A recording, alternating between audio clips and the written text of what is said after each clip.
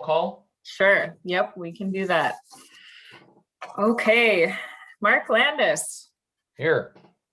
Bill Burns he already reported that he would be absent. Dave Halper. Here. David Lewis. Here. Gary Livingston is absent. Scott Oxner is absent. Frank Orsello is absent. Stacy Penn, absent. Robert Stiglich. Here. Holly Kep. Here. And attending with us also tonight, we have Councilmember Swedberg and Community Development Director Bob Streeter. Okay. Hello. Do we have enough for a quorum? That's the first question. Yeah. Okay. Can we just go and do the Pledge of Allegiance and go from there? Yes. Okay. Everybody in order. I pledge allegiance to the flag of the United States of United America, States, America, the Republic for which it stands, one nation under one God, nation, under God, indivisible, with liberty and justice for for all. all. Thank you. Okay. Can I get a motion to approve the minutes from February 3rd meeting? I'll move. This is Dave. I'll make a motion to approve them. Okay. Is there a second? I'll second. Okay. All those in favor say aye. Aye. Aye. Those opposed? Motion carries. Consent, nothing there. So management reports. Okay. We have no old business, so new business. Councilmember Swedberg, if there's any updates you'd like to provide, now is your time. Woohoo! I'm not sure what Mayor Paul used to report on, but my other commission liaison duties, I just reported on a few things I thought the group I was with would be interested in. And a couple of them would be like, we have permanently reduced the license fees on a couple of different businesses. One is the food truck vendor license. We've cut that in half permanently. And we also have reduced the car dealership annual fees in half. So, and we also, I'm sure Linnea or someone was going to talk about that we implemented a $1,000 forgivable loan for those people that were part of COVID shutdown. And even when they opened, they were limited to how much they could be open, et cetera, et cetera. I'm sure they'll be supplied more details later, but there are some qualifications, but that's in addition to the $10,000 loan that we're talking about, interest-free loan. This one, you do not have to pay back, but you'd have to stay in business until 2023. So if you have any questions for me, otherwise, we can move on. Any questions for Colleen? Okay, then let's move on to Mark, I new think business. David had a question. Yeah. So what is being done for the distributing information about these loans that are available to businesses?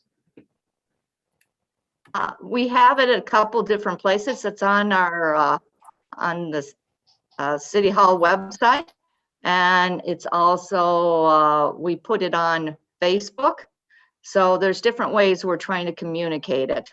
So, okay. I can add to just say that there was a direct email sent out to all the affected businesses that I can find an email address for. So that's what we've done so far.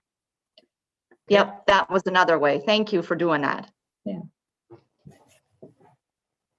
Okay, so let's move on to the Economic Development State of the City presentation. And I believe, Bob, you're going to provide that. Linnea and I will both be doing that together, so I'll turn it over to Linnea. Okay. Okay. I'm gonna share my screen here and should be able to get started. All right, can everybody see that title slide? Correct. Good. Great. Okay, so yeah, Bob and I are gonna give you a pretty comprehensive overview about the state of the city as far as economic development for this year. And before I launch in, I'm gonna just remind us all about what we mean when we talk about economic development. The City of Oakdale's comprehensive plan specifically defines local economic development as being achieved when a community's standard of living can be preserved and increased through a process of human and physical development that's based on the principles of broadly shared prosperity and sustainability. So that's the lens that we're looking through when we talk about development. So tonight we'll do a brief look back at projects that began or were completed in 2020. And we'll look forward to what's coming up this year as far as development proposals around the city. And to show you that, I'm going to launch a map here. This is something new that our GIS specialist, Kelly Armstrong, made for us. It's called a story map, and we're kind of testing it out tonight as a way to look at these sites. So I'll start us out by looking back at 2020, what happened last year.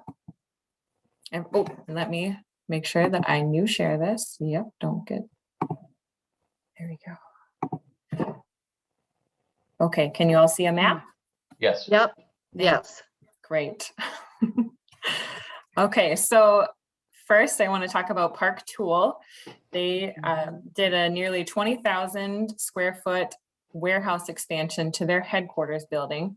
They're up on Hadley and near 50th. And this is an expansion that they actually had planned to do all along when they first built their building. And then last year came time when they needed this extra space. And so they went ahead and built this addition to their warehouse. And kind of cool, Park Tool is the world's largest bicycle tool manufacturer, and they're located right here in Oakdale. Well, that's great. Yeah. Mm-hmm. Another one that started and just got completed is AutoZone at Oakdale Station. So this is just across the road from the Forefront campus.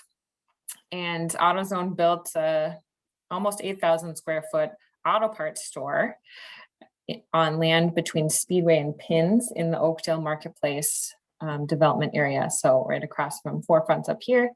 And that store opened for business at the end of January. So it's looking good. We have Eagle Point Elementary. The school district began construction of a new elementary school, a new Eagle Point Elementary School in the fall of last year, and that construction's ongoing.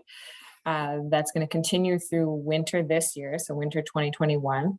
And the new school is being built right behind the existing school building. And when the new building is ready, the old school building will be demolished. And that new school is intended to serve students beginning in fall of 2022. And then we have Peaceful Lodge, which is down on the south end of the city. Hudson Boulevard, right along 94 there. You might remember this was the American Hotel that a number of years ago was converted into an assisted living facility. And they put on an addition to the building last year that added 33 living units. 14 of those were memory care units and 19 were assisted living units. So that is up and running. You can see this part right here is the new addition to the building. It ties right in. Leonette, do you know how many units that gives them now? About? That's a great question. I think it's about 90 now. Okay. They're about 60 before. Mhm. Okay. All right, and Bob, I'll let you talk about this one. So this is the bike and pedestrian plan. A little less than a year ago, the council initiated really the first ever bike pedestrian plan for the city. It's broken into 4 phases. We made it through phase 1 and then we had COVID.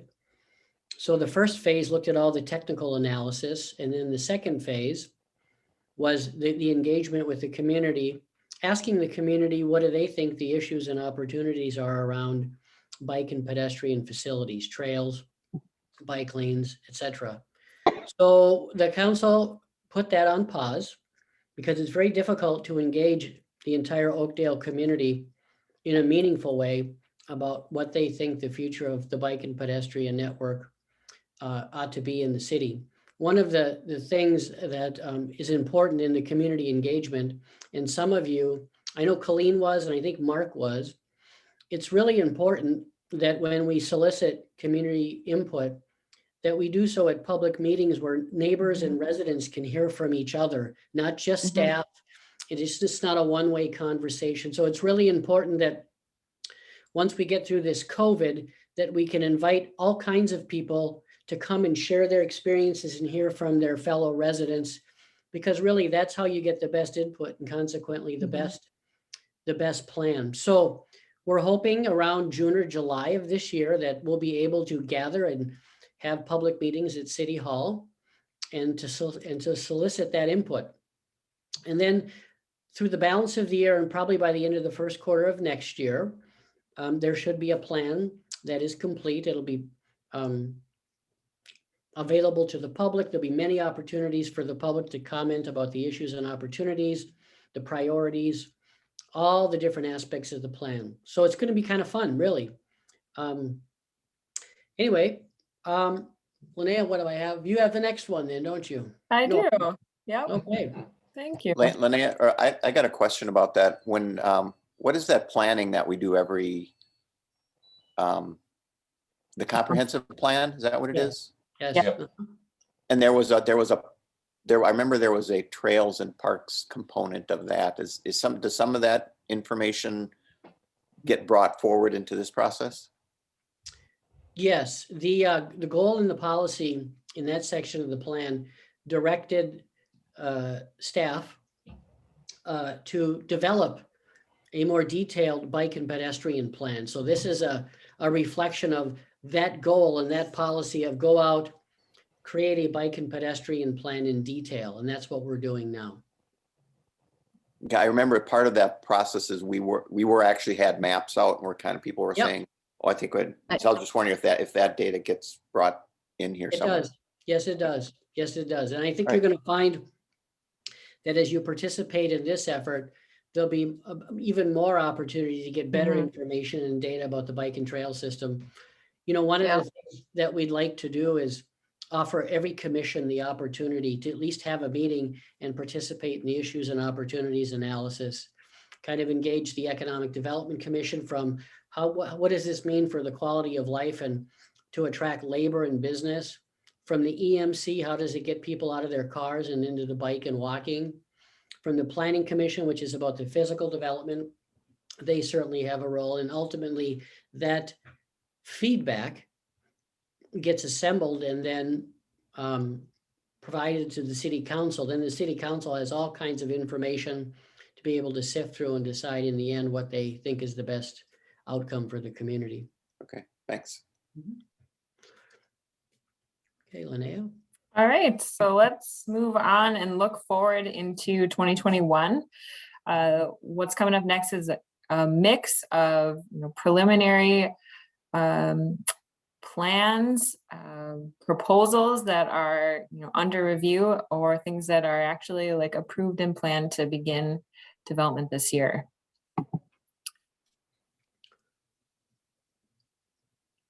Bob, you're back up. Okay. Well, this is the Willowbrook neighborhood. This is the outcome of about 4 years of planning with the developer. If you recall, 208 acres, 1,410 units, about 360 to 370 owner-occupied villas and carriage home and single-family homes, and about 900 to 1,000 multifamily. Of that, 280 will be townhomes and the balance will be multifamily. Those are buildings 5 units and greater. Right now, if you look in the southeast corner, it's broken up into 4 quadrants. You'll see those blue dots. The 2 blue dots to the north, the council's already approved that. That was a final plat. That's Lennar. That'll be an owner-occupied product, village, carriage townhomes and villas. And they've already started grading, as if you've been by there, you've seen. They're going full bore in 2021 to get all those constructed. The star to the bottom, that is a group called Continental. They're going to do a 280 rental townhomes, probably about 40 to 50 million in value. They've got a couple projects throughout the metro. It's a gated community. They're really nice. According to them, they'll start in 2021. They should be going to the Planning Commission and the council in the next quarter.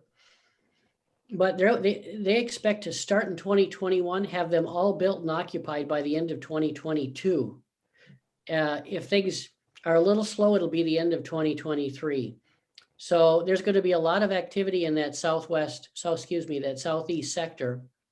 In addition to that, the city will be implementing that portion of the park and open space plan. And that's the 50 some acres that's open space. That's got a prairie theme, and the council's going to get a report on that in April. But it's going to be really nice. The park, there are 3 active parks. They're the lighter green areas. The Park Commission and City Council is going to have to decide what they want to do there. But in terms of the open space, the prairie, that's something that the city will be implementing as each of these phases get constructed. So there, as many of you probably know, there's significant demand for all kinds of housing in the metropolitan area. So I know this. Oh, the other thing I wanted to say is, as a technical note, 40th Street is going to be rebuilt. That's that right there. Thank you, Linnea. And in 2021, the public utilities will be put into the ground by the developer. And then in 2022, the city will come back and complete the road. And in 2022, Washington County will begin and complete in 2023 its upgrade and improvement of Ideal Avenue from basically, I forget what it's called, Hideaway, or just the north all the way down to County Road 14. That is this is a very large, significant project. It'll be a lot of fun to watch. Okay. Yeah. Hey, Bob, I have a question if I can. Yeah. Is there going to be walk paths, from, let's just say 14 all the way down to where the Yes. Walkway is right now that ended on Yes. Ideal? Yes. Okay. Yes. And I know that Linnea has provided information to the EDC. As we move through this, I think what we'll be doing, we'll be bringing back to the EDC more of the details after the council approves the final plat, so you can see in detail what's going to happen if you're interested. These are, thank you, Linnea, these are examples of the carriage townhomes and the lifestyle villas that Lennar will be building. These are the 2 blue dots to the north, so you can kind of see. And is there anything like a TIF district that's being put in, or anything to help ensure the affordability of the houses? not, no, not at this point. It doesn't mean that a multifamily developer won't want to come in and want to do some affordable housing. And at that time, the council will have to make a decision what they want to do. But at least in the first phase, the ones that we've identified, there is no affordable housing in those locations. Here is the Continental. These are examples of the type of buildings they're building throughout the metropolitan area. You can see they have a gated community down here. They have a clubhouse. I think they have a pool. It's a, from what they've shared so far, it's got good amenities. It'll be nice. Good. Okay. The Gold Line Bus Rapid Transit, it's 11 miles and 10 stations, or 10 stations and 11 miles. I can never remember. We've got 2 stations in Oakdale, one at Greenway and Hudson, and the other one at Helmo and Third. We're south of Third. The Gold Line itself, the guideway, will begin construction in the first quarter of 2022, and it will be open for business in the first quarter or near the end of the first quarter in 2024. As some of you know, when you're doing an 11-mile construction project, where you begin, what parts you do first is always a problem to figure out.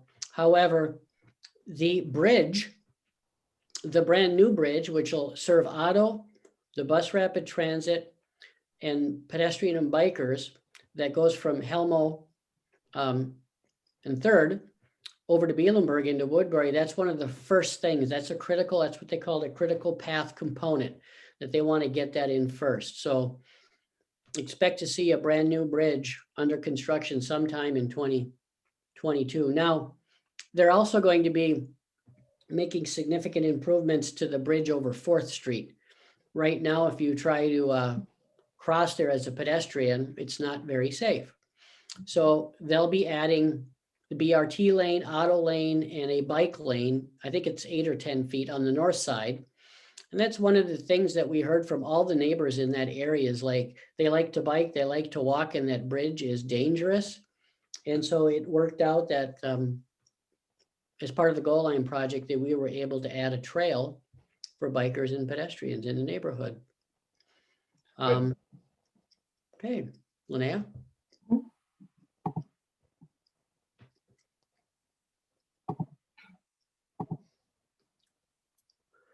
So over at Helmo Station, if you recall, it's around 45 acres. It's a small area plan, and it is comprised of different residential use types, office types, and park and open space. And so we've already had development interest. Bethesda Lutheran Communities wants to construct a 71-unit building. And Linnea, can you point out the parcel that's going to be on, please? Yes, that'll be right there, right on the corner. Mhm. And that'll be comprised of 71 units. It'll be general occupancy. There will be an affordability component there, and there also will be a component, I think it's 17 or 18 units for adult children who have Asperger's who want to live independently. It's really kind of interesting how this came about. A couple of years ago, a group of parents in their late 60s, early 70s came to the city and talked about their kids who are in their late 20s and early 30s, who they were concerned that they're not going to live forever, and so they wanted to make plans for their kids. So in some way, they connected with Bethesda Lutheran Communities, and this project came about. So it's certainly a need in the community for sure, and it's probably going to put those parents' mind at ease. If you do have a disability, and I don't remember all the details, but SSI pays you about $830 a month. Well, to get a 1-bedroom apartment, you're probably looking at $1,500 a month. So affordable housing for certain populations is very important and necessary. They'll start this year and they'll be open next year. Good. Linnea. Mhm.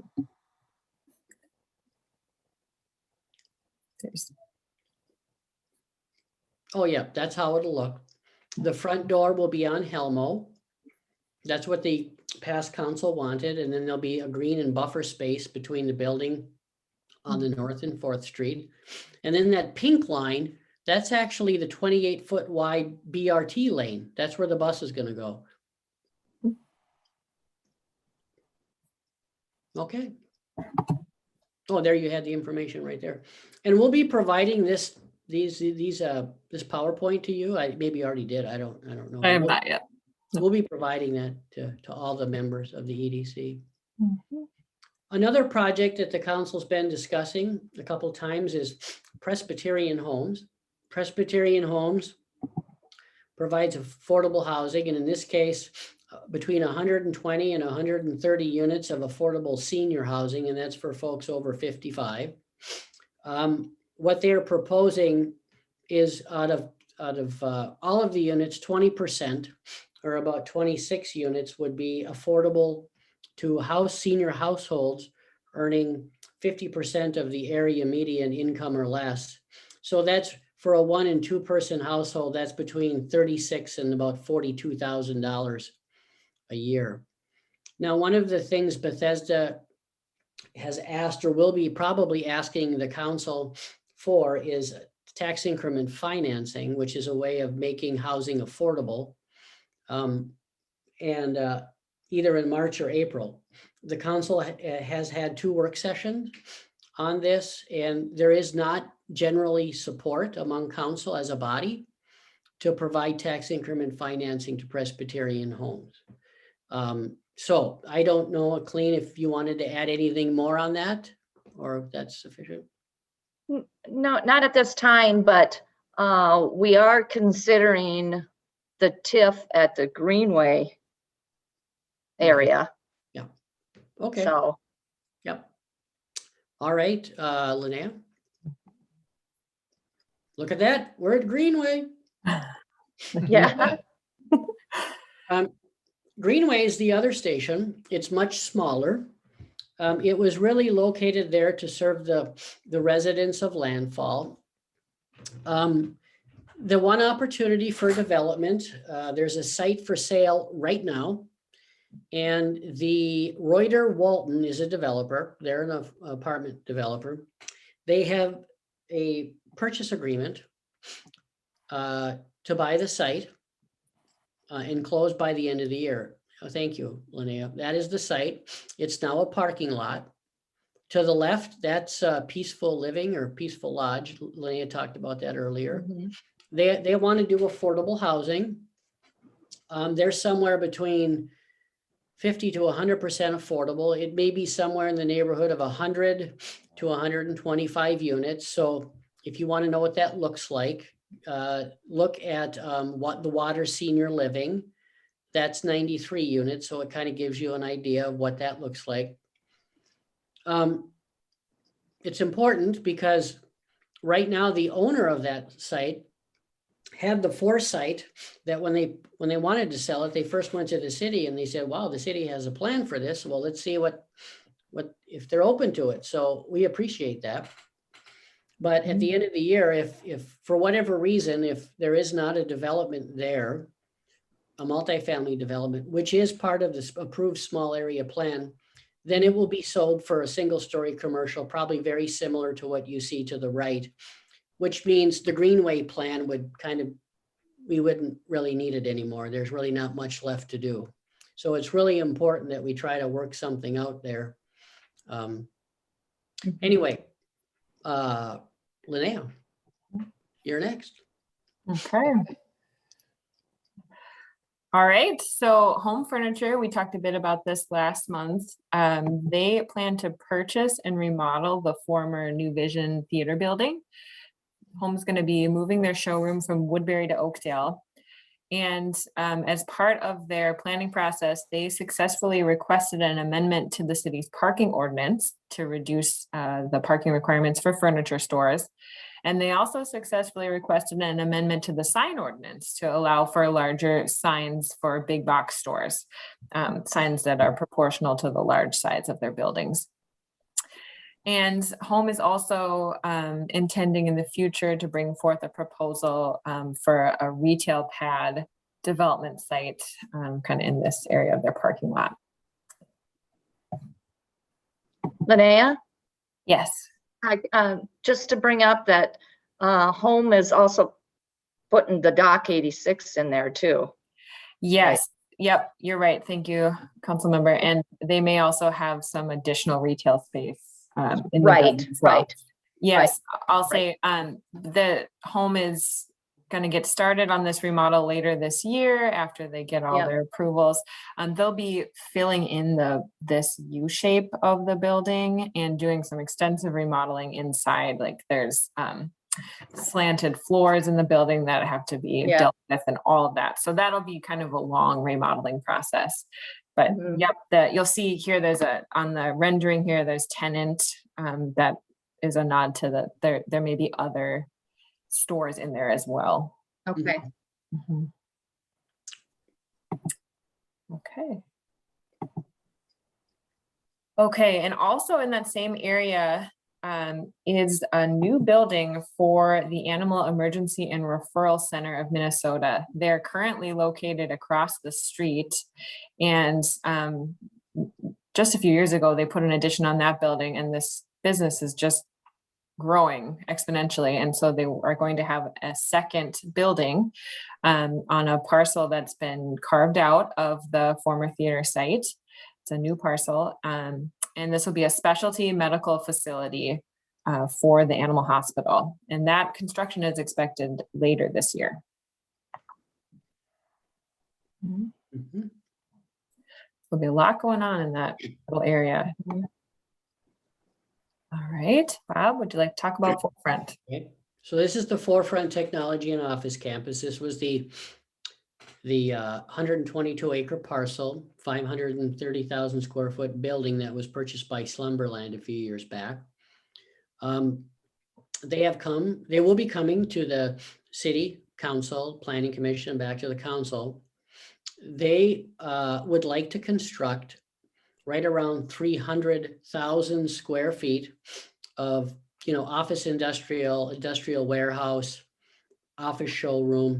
They really haven't pinned it down. And that would require an amendment to the PUD, a text amendment, expanding the types of uses at that location.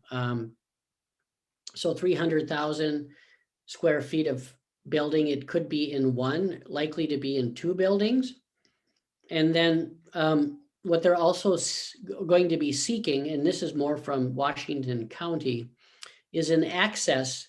You can see where where it says PUD subject property and that little dot there.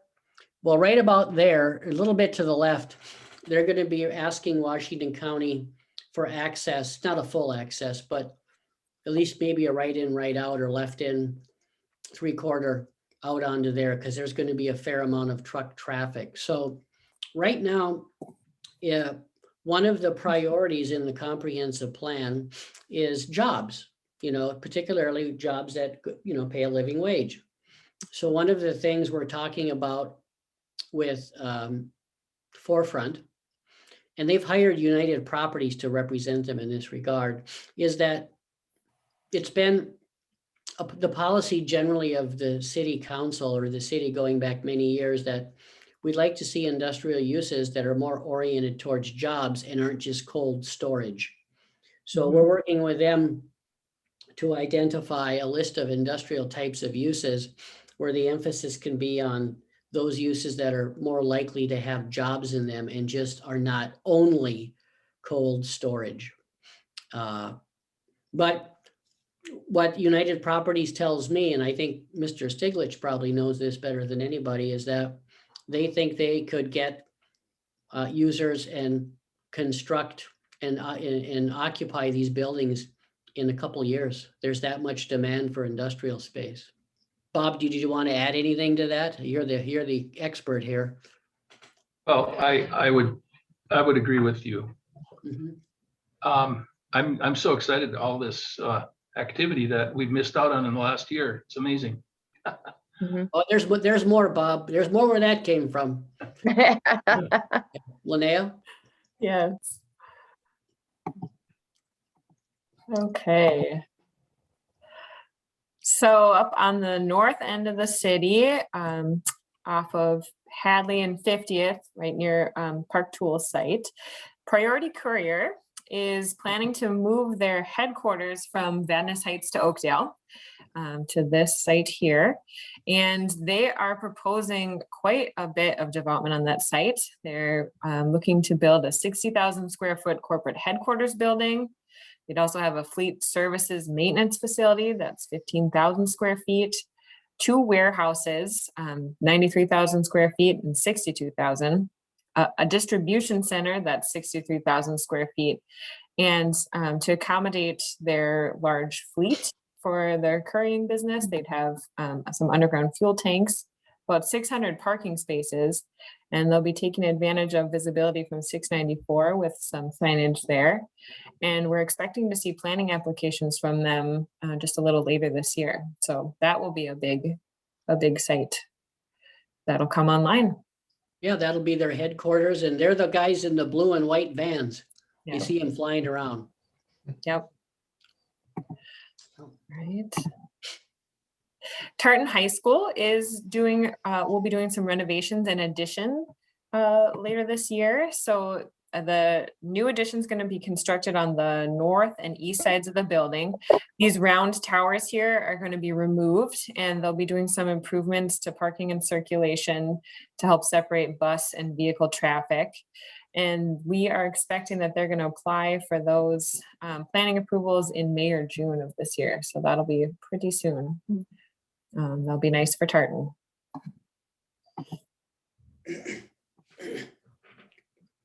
And over in the middle of the city where Stillwater crosses over 694, we've got, some of you may know it as the Delaney property. It's right next to the Lube Tech site there. This property in green. A church, Iglesia Rios de Agua Viva, is proposing to build a new church facility there. They are currently located in St. Paul, and they've got a 1,000+ member congregation that is just rapidly growing. So they're looking to build a new building. These are some renderings that they've provided of the kind of church that they'd like to put there. And that's something that we expect would get applied for maybe later this year. Don't have a clear timeline on that. Bob, I'll let you talk about this one. So this is the Regan property. This is the pie-shaped parcel just to the east of ABI and Hadley Avenue and just north of 94. It's been that way for many, many years. Met with the son of the previous owner. He passed away not too long ago. And he has also plans to construct around 300,000 square feet of industrial space.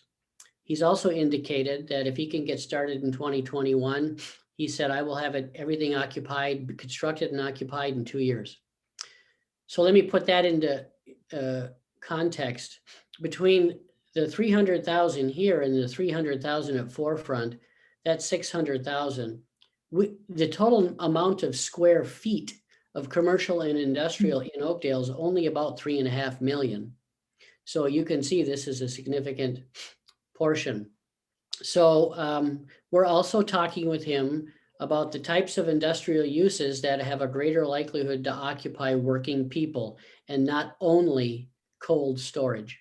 You know, we did have a, prior to Willowbrook, when that was an industrial site, I would get a call about once a year for a 200,000 square foot building that would house just old auto tires. And it wasn't permitted or allowed anyway. But, you know, the important thing about really trying to focus as best we can on uses that provide jobs is, most people don't know this, but there are about 10,500 jobs in Oakdale, and only about 1,000 of those are occupied by Oakdale residents. People come from outside of Oakdale to work in Oakdale. So to the degree we can provide job opportunities to Oakdale residents so they can avoid that commute is important. The other thing to notice is that's important too, is we've got about 16,500 Oakdale residents who are actively employed, and all but 1,000 leave the city and work somewhere else, mostly Minneapolis, St. Paul, and Woodbury. So I'm guessing if we could keep more of those Oakdale residents in the city where they could bike or walk or take a short commute to work, that would be more preferable. And generally, uses that have jobs in them usually have a higher property value anyway. So just some background. Bob, I have a question. Yeah, Is there any kind of connection with these businesses to bring in like what happened at the turn of the century with the Ford factories in St. Paul and bringing in buildings and having a contract with these new construction projects that we have to connect them with workers in these new projects, or is there any kind of connection with them besides the Oakdale First initiative to have them go to get the workers in Oakdale? no, there's nothing at this time. That was discussed by the city council probably 15 or more than that, 20 years ago, to use union labor because there's a lot of union labor in Oakdale. The council hasn't brought that up or discussed that with regard to these projects. Lynette? Mhm. Okay, here is just a reminder of a potential development site. We've got Oakdale Station and Oakdale Marketplace. This is the retail area that's directly south of the Forefront campus and not too far from Willowbrook as well. So there are about 6 pad sites left in this area that would be appropriate for retail uses, including restaurants. And these are areas that we hope would be spurred on by some of the development that's planned for Forefront and also at Willowbrook, that there be more human activity, more people coming to work, more people living nearby, that additional traffic and population there would draw the attention of retailers. So those are nothing proposed there right now. We did just get the AutoZone filled in there, but these sites are still available for retail development.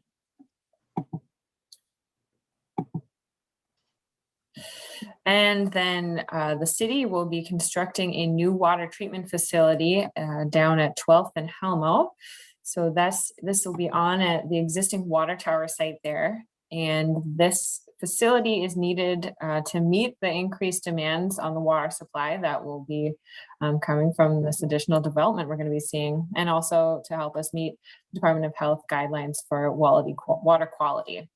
And this is a rendering of what that site would look like there. The water tower is already there, of course, and then have a smaller building there that would house the treatment equipment. And are there any,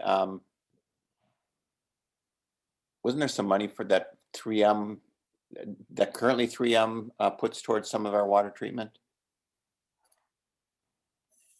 Yes, Rob, can you add to that? Well, no, I mean, I don't have enough background in how Public Works and the council's been working through that. It is pretty complicated, but if the question is any of that money going towards the construction of this building? I don't know, but I don't think so. Okay. No. 3M's donated the land to us, but nothing towards the actual building of the site. Okay, thanks. Mm-hmm.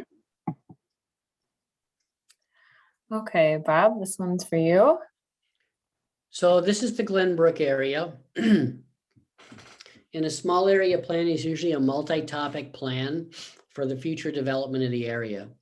Willowbrook, Tartan Crossing, Helmo Station, Greenway, the city's done them in the past. So this area, if you've been up there, is kind of a hodgepodge of uses, single family homes, duplexes, industrial, and the street network really doesn't work very well for anybody. And there are some businesses there, not businesses, but there are some land uses there that are in conflict with other land uses. So you've got some heavy industrial right across the street from single family homes. So the idea is, what is this area going to become? Is it going to be residential or is it going to be industrial? But it can't continue as both, because if you walk up there, there's a lot of negative impacts on truck traffic and the way things look. So in the fourth quarter of this year, the city is going to initiate a small area planning process to help answer that question. What is the future of this area going to be, and around land use and circulation, parks and open space? And then that will set the foundation for a change in the comprehensive plan and zoning ordinance so we can better direct either the current users up there about what they can do or future folks who want to come in and redevelop. It's important to note, though, as an outcome of the comprehensive plan, when we do change the guiding and the zoning, it doesn't push anybody out. They can continue to be there, but they wouldn't be allowed to expand because the vision for that area is changing. And the one thing I want to point out is north of there, some of you may know that there's the par 3 golf course. And the par 3 golf course, there's a lot of history there, but when that closed in, I think, 2006, and it's about 55 acres of wetland and fairway. So the last time the council discussed this, their priority was to maintain it as a passive park area, more of just walking paths, not active. And that's important because this area between Century and 694 and 36 is pretty much landlocked. There's really no park area, and the little park there's no way to get there other than drive. There's just not, it's poorly connected. So there's an opportunity here, I think, over the long term and through the small area planning process to improve the amenity in the area for the folks who live there and give them some certainty about what the future is going to be. We just had a phone call. I mean, we get them all the time, but we just had a phone call yesterday from a person who was buying a house right along the interior corner of the par 3. And they wanted to know, is it going to remain open or is it going to be, and is it going to be this passive park area? Or is there going to be multifamily housing in there? And we said, well, right now we don't have any plans for multifamily. It's not allowed under the guiding or zoning, but we do have one individual who's interested in building an apartment building there. And he said, well, if that's the case, I'm not moving in. So you can kind of see if there's a good plan in place, business and residents can make decisions because they have a good idea of what they can expect their neighborhood's going to be like. So that's really the important piece of small area planning. And I think there'll be an opportunity for the EDC to participate in this process too. Linnea. Okay, and our last one for this evening, our Tanner's Lake redevelopment site, which is down in the southwest corner of the city along the lake there. The city owns these parcels in red, this triangular parcel and this little rectangle up here. And then the orange parcel here is owned by a private entity, an individual who's interested in participating in a joint redevelopment of this whole site with the city. And this is a site where for the last year or so, the city has been working with a developer who was proposing a hotel on the lakeside parcel and a small coffee shop or similar up on the 4th Street parcel here. But that proposal is kind of stalling out right now. It's not looking like it's going to come to fruition. So we will be looking for other proposals for this redevelopment site. And some of the appropriate uses that we could see there include a hotel or a medical office building, restaurant, small retail, or some multifamily residential there as well. And then if I could just add one thing, just got a call earlier today. In fact, it was probably around 4 o'clock. There's a developer is in search of a site to construct a 50 to 60,000 square foot office building. So we've asked them to send us information, could be multi-story. And then we usually put together a nice packet of all the different places or opportunities that they may be able to look. So this is a kind of the major things that are going on. There's always probably twice as many smaller things. You know, for example, Polar Plastic wants to construct 465-foot resin tanks. I mean, everybody's doing expansions or doing new things, but These are the kind of things that I think people are most interested in. So what Linnea and I wanted to do is every year, maybe in this month, is to do an economic development state of the city. One of the things we're looking at or just discussing, Linnea and I, is maybe at the next meeting or meeting thereafter is maybe take a look back during COVID and look at how the economy in Oakdale was affected and who was affected and how were they affected. There, we now have some data and some studies to take it and better understand what the impact was and what it was not. So with that, are there any questions or comments? I would just make a comment and say that Bob, you and Linnea did a great job. And that's what Yes. I was hoping we're gonna go and get is, you know, it's been a tough year and a half, 2 years, but things are moving really good in the city of Oakdale. And I felt it was important for the people that were on this call or Zoom tonight, understand what's really going on. And, you know, a lot of people would say there's not much happening, but big picture, we're moving in the right direction. Well, And I hope everybody feels the same way. thanks, Mark. I'll just add this, that when you see something come out of the ground, and Bob will get this, you can go back up 2 years. You know, people think it just pops up, but real estate developments, it's a high risk business. There's a lot of planning and thought that has to go into it. And it takes a lot of effort. I mean, most of the folks that we run into, they're not developers. They don't do this. They're business owners. And we spend an extraordinary amount of time helping them navigate the process, educating them on what kind of survey to get, how to deal with the watershed district. That's what Linnea and spends a lot of her time doing. And we like it, but it just takes a long time for stuff. But when you see it popping out of the ground, just remember somebody had an idea 2 or 3 years previous. Right. No, I appreciate everything that both of you have done. And I think it's important for everybody to understand what is going on. Anybody else have any questions or? Just that this seems like a lot. I mean, I know some of the But BRT drives the some of thing is, that. Dave, behind the scenes, nobody understands or sees what's going on until it finally starts, you know, the digging process. Yeah, no, this is very encouraging for the city and just for the economy in general. Right. Yeah. So that was the reason why we wanted to go and do this presentation, so everybody knew what was going on. And I think it's important that we keep doing this and let everybody know what's going on. And that's what economic development's all about. So again, Linnea and Bob, thank you. You're welcome. Holly, you're being very quiet. I'm on mute. I'm on mute. Yes, very great presentation. That was amazing. Yes. Yep, it's very encouraging to see stuff be positive and grow. So Great.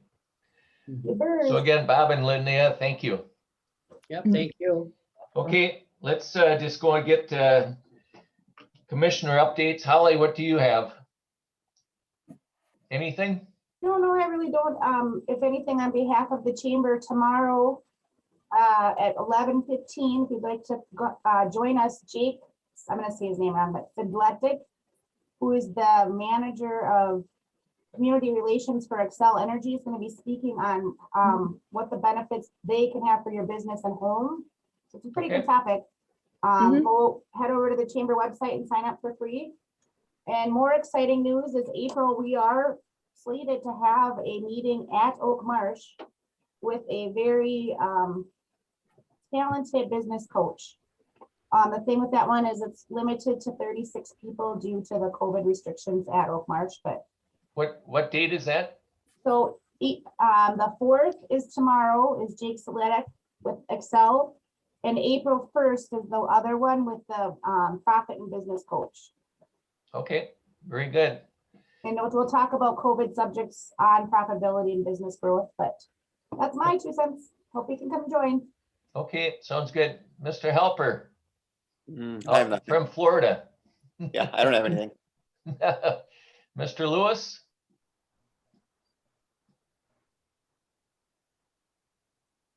I don't have anything. Okay.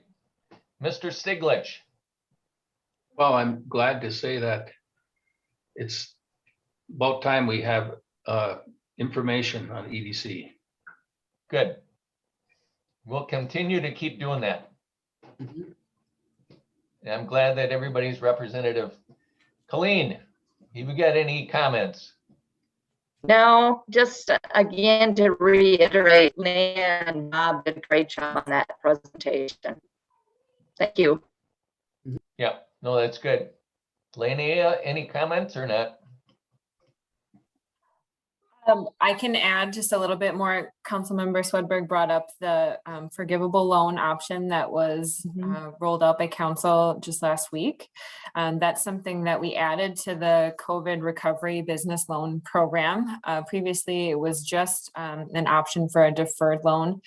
Businesses could borrow up to $10,000 at 0 interest for 3 years, and they just have to repay it anytime before that 3 years is up.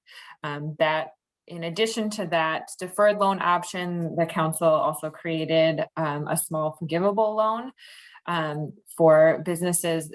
This is all only for businesses that were closed due to the governor's orders, specific orders that closed places of public accommodation. So that's restaurants, salons, gyms, indoor recreation, event centers, those types of businesses that were kind of closed repeatedly throughout the last year. The forgivable loan is businesses can borrow up to $1,000 and it's interest free, and it's forgiven if they're still in business after 3 years are up. So that's just another option for businesses that have been impacted. Maybe can help cover some of the costs associated with being COVID prepared. Okay. Mr. Streeter, anything else? Not right now, Mark. One of the things that Lene and I've talked about is, towards the end of this year, beginning part of 2022, I think we'd like to engage the EDC in more of a strategic planning approach to economic development. Develop kind of a plan like the bike and ped plan or like the small area plan for what are the economic development priorities for the city of Oakdale, and sort of establish that as a basis, as a foundation. And then every couple, 2 or 3 years, revisit those priorities and, provide new information about the local economy and what's going well and what isn't. And maybe have some more of a long-term plan, something down on paper. So I agree with that. I think that's an excellent idea. And if we can start, Okay. we will. Thank you. Yeah. Can I get a motion to adjourn?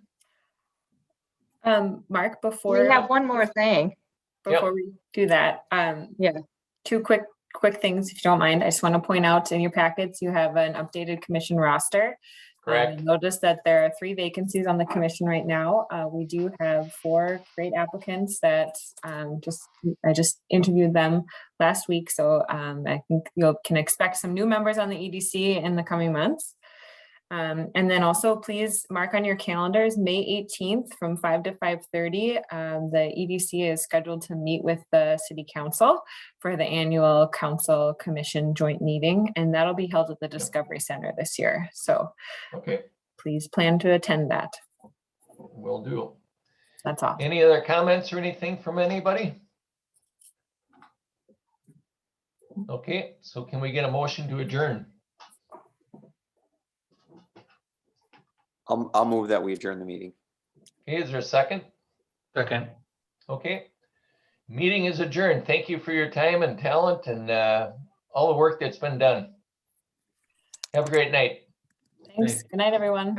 All right. Good Thank night, you. everyone. Have a real night, guys. See ya. Bye. Yeah. Hopefully see you Thursday. Sounds See you good. soon. All right. All right.